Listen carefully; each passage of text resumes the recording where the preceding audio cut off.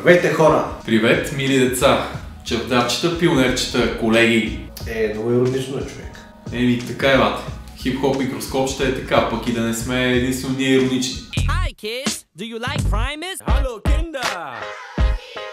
Какво е хип-хоп микроскоп и кои са тези двамата тук пред вас? Хип-хоп микроскоп ще бъде онлайн предаване, в което ще си говорим за българския хип-хоп, за добрия стар БГ рап, който ту оформяше големи вълни, ту пък на моменти беше на ръба на изчезването, както сам знаеш. Да, за първата, втората, третата рап вълна. За върха, падението и възходите и така нататък. Някъде по средата. Ще си говорим за БГ рап, за настоящия прилив, който върви от няколко години насам, за текстовете, римите, препратките, семплите, кражбите, плагиатствата и какво ли още не. Абе, както е казал класика, за музика говорим, а не за модно ревю. Кой на кой ръкла подаде, кой в лицето се изплю. Кои обаче сме ние двамата, хората, които стоим в момента пред вас на екрана? Поредните кандидати за слава ще си кажат мнозина, може би. Истината е малко по-различна. Това тук до мен е Дани Ел или Дакул, както го знаят със сигурност неговите афери от Бургас и така нататък. Махалата от братята и... Да, кой е той? Party Warriors! Дани Ел! Бейби, обожавам твоите устни. Искам да ги опитам, те са толкова вкус. Окей, играта е по-ноти. А тук сме тарикати. Разлейте чашите да трошиме заплати. Виждам те всеки ден, как минаваш покрай мен. Твоето тяло, твоя чар, твоята любов. Виж ме, аз съм си готов. А това тук до мен е Влади, идейният продуцент на хип-хоп микроскоп, гуруто, вожда, най-големия, може да го наречете и доктор Иванов. А спортните фенове може би знаят Влади от малкия екран като спортен журналист. С какво ЦСКА наделя на противника? Тук до мен е Димитър Бербатов. Веднага насочвам вниманието към него. Митко за 7-ми път футболист номер 1 на България. Нашето ново предаване е Трибуна Ултра. Вашият коментар за тази среща? Новините преди матча от колегата Владимир Иванов. Здравей! Отново сме си заедно с кой? С Влади Иванов. С мен. Паси звездата. Да е по-иронично, бе. Паси звездата. Хайде, да не се отплесваме и да продължаваме напред по темата, по сценарий. Последен въпрос, преди да преминем към същината на предаването. Защо ние, защо сега, защо точно този формат? Защото третата вълна продължава да расте и да набира сили, но нито в нея, нито в първите две преди това се намери някой, който да анализира какво се случва в БГ рапа или пък да критикува градивно, когато е нужно. Той сега не се правят много дисове, тъй че няма кой да критикува. А пък ние, понеже двамата с Влади сме големи рап фенове и знаем какво е да слушаш Квартал 41. На аудиокасетка. На аудиокасетка. На касетофон. Пати старчетата. I've never seen anything like that before. А защо онлайн? Все пак ние се занимаваме с телевизия с Влади, но... YouTube си остава топа. Топъл да топ. За справка може да питате господата Танев, Цанев, Азов... Цонев. За справка може да питате господата Цонев, Азов, Танев, Колев и... Конрад. А и всъщност на Рибок 7 ще им дойде много 8-ми талант. Хип-хоп микроскоп ще има различни рубрики, чрез които ще дълбаем в българския рап, в музиката, текстовете, римите, клиповете и всичко, което може да се сетите в тази сфера. Първата ни рубрика е Time Machine или машина на времето, а в нея ще видите...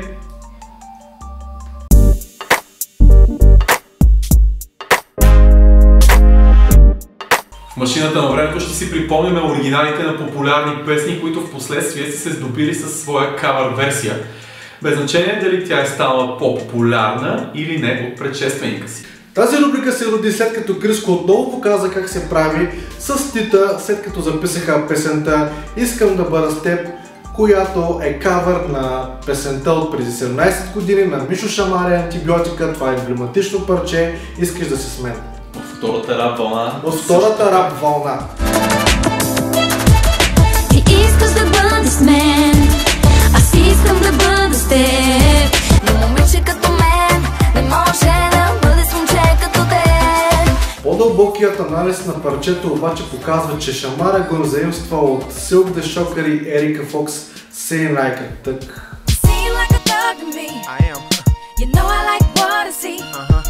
Песента е част от албума My World, My Way, който излиза зад океана през същата 2001 година.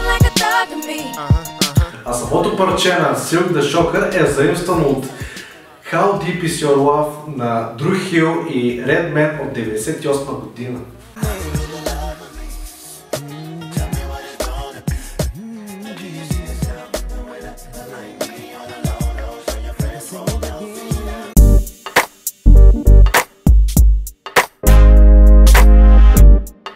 Основната рубрика в Хип-хоп микроскоп ще бъде хип-хоп дисекция.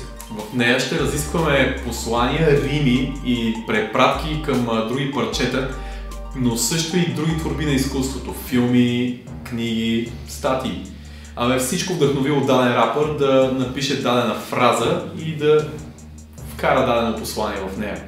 Честта за дебютната дисекция в хип-хоп микроскоп се пада на 3 момчета от Русе, в чието капан паднаха май всички фенове на рапа, разбирай, в трапа им. Бандата на ръба избухна в началото на лято с песента БГ Реалност, макар 6 милиона гледане в YouTube да са по-малко от 8 милиона на песента Сакове. И това беляза целият летен сезон под знака на тънката чалга пародия у нас. Грешки стават след 12. За шефа на релефа, за боса на кокоса, за боса и износа, и за Тони Соса. Един семпъл обаче ни върна 14-15 години назад, по времето, когато аз и Даниел сме били абитуриенти. Кога беше това, човек, аз не помня. Ужас, бате.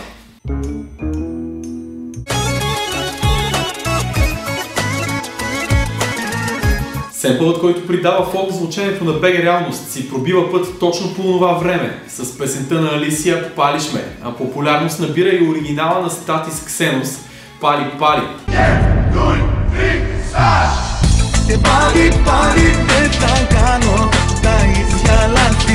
Впоследствие на Балканите се появяват и версии на румънски на дуета Адриан CM и Tiger One, Бани Бани, на сръбската група Бонами с Магла, на албански на певеца Фестим Авдия Тедуа и дори на еврит, изпълнена от израелския певец Авиат Гил с наименование Яхат Яхат.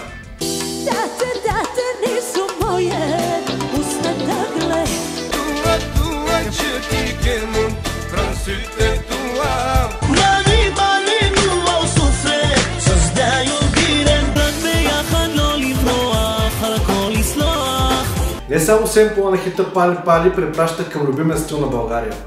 Любим, колко да е любим? На мен лично не. Знаем на каква музика пиеш. Началната фраза на Тони Стораро, която влиза почти като скит, е от парчето "Бате Тарикате", а в края пича на народа почти 1:1 цитира фрагменти от песента "Пич от класа" на небезизвестното фолк лице Никсън. Грешки стават след 12. Хайде всички ученички, като малки нощни птички, разкършете снагички и вдигнете полички. Иначе вече по традиция момчето влиза с социално-политически лирики, маркирайки основни герои от политическия живот у нас. Парламентарния дори. От парламентарния даже, като Корнелия Нинова, Волен Сидоров и още не знам. Димославките, може би, който ми е голям любимец и на мене. Може би, да. Но пък още един твой другар се споменава вътре. Валерката от Какаовия плащ. Валерката, си той ще направим проверката. Валерката. Много парти пич. Валери Симеонов, отряд Кобра на участие. Плейк кеш, бъди пич, да го духа властите. Абе, той ти ма имаш някакъв твой любимец Барека. Да, бе, в текста и него го споменават. Журналиста на журналистите, който обича да къса вестници. Абе, въобще бивши шефове са ни едни интересни директори на телевизии. Но вече е време да сложим края на дисекцията и да минем към последната рубрика от предаването.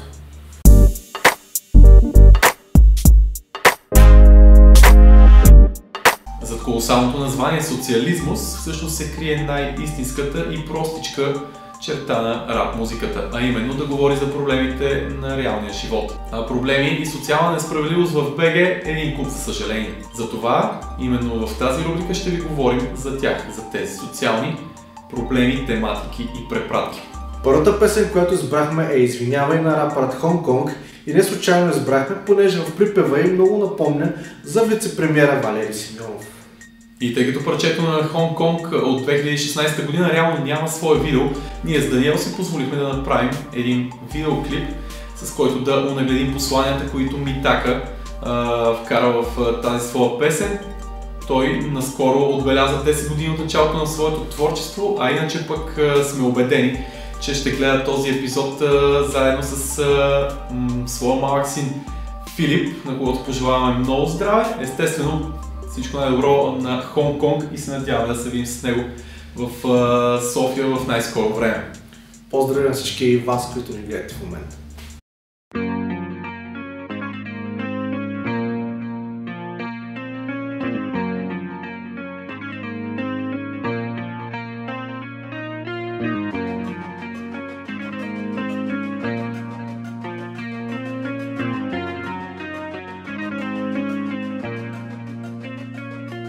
Живеем веднъж и аз и ти сме от тук, от едно и също място, с един и същи път. На пръв поглед еднакви, а всъщност различни, закърмени с една история и проблеми лични. В една страна родени, изписани с едно мастило наизуст. Учихме стихове за бесило, годините минаха, останаха дилеми и двамата помниш. Мечтаехме за промени, аз ти вярвах, следвах твоята пътека, но твоето мото стана алчността, кръси човека. Работим в системата, еднакви закони за мене въжат, за тебе просто балони. Нямах избор и започнах да ти плащам. Искам да съм тук, макар всичко да схващам. Изгони близките ни, аз останах сираче. Ти отпусна колана, а майка ни плаче. Господин политика, с не крада като тебе. И последно се наспах, когато бях бебе. Ако сутрин, обед, вечер чуваш как те псувам, извинявай. Оставка подавай. Господин политика, с не предавам народа и виждам твоята порода как става на мода. Ако сутрин, обед, вечер чуваш как те псувам, извинявай. Оставка подавай. Събуждам се рано, ако изобщо заспя. Борба и надежда крепят ми деня. Декември или май, у нас е студено, ти пътуваш до Дубай, а брат ти е на червено. Да ти кажа все та, просто аз вече свикнах. Не че те мразя, но някак си не те обикнах. И не мога да те мразя, нали това е религията. Мога само да се моля, така пише в Библията. Не съм чист като Исус, но ти надмина Юда. Гледах те по новините и пак ме излъга. Един ден реших да дойда просто да те видя пред твоята фирма. Стоях като гнида, на хартия си тук с 240 приятели. Видях охрана и двама предатели. Ти си зет и време нямаш за мене нищо, аз паля свеж за България и за тебе. Господин политика, с не крада като тебе. И последно се наспах, когато бях бебе. Ако сутрин, обед, вечер чуваш как те псувам, извинявай. Оставка подавай. Господин политика, с не предавам народа и виждам твоята порода как става на мода. Ако сутрин, обед, вечер чуваш как те псувам, извинявай. Оставка подавай.